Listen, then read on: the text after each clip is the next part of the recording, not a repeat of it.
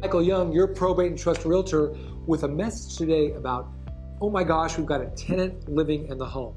Now, there's a lot of different words for this. Sometimes they're tenants, sometimes they're squatters. There's a big difference. Tenants are people you either have or don't have a lease with, but you know they're there.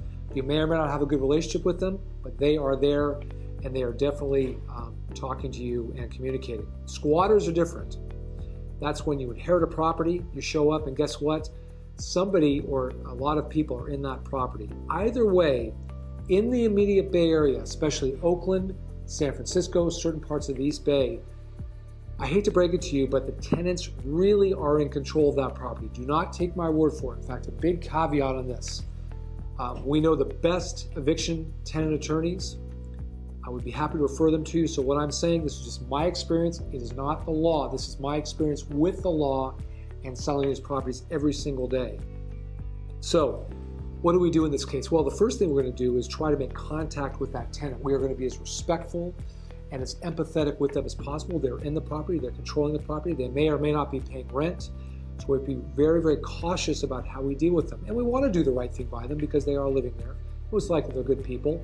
They might be confused, or they might actually be professionals. In that case, that could be a problem.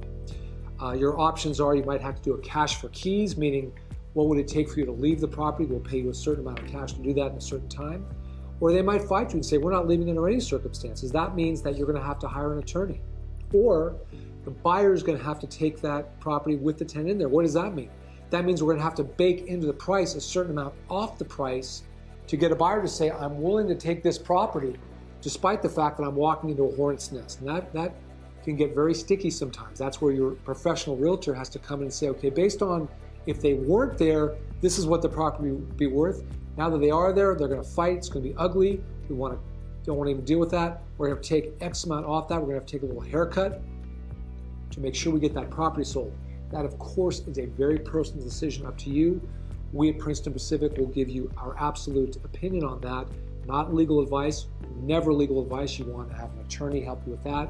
But we will give you our opinion on how to best get the top dollar for that property, despite the fact that it might have some challenges, like having a hostile or even agreeable tenant in there. Because even an agreeable tenant, if they're not willing to go that quickly, that's going to cost you money off the price. So bottom line is, we're always here to help you, always here to give you our opinions and counsel.